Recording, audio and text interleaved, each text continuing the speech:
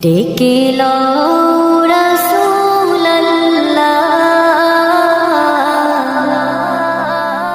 রওজা পাকের কিনারে, আমি কেঁদে কেঁদে হই গো সারা,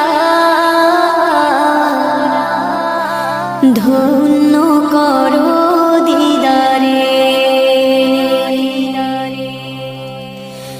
ডেকে লও রাসূলুল্লাহ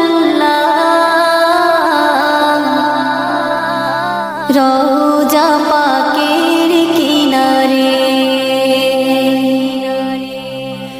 আমি কেঁদে কেঁদে হই গো সারা,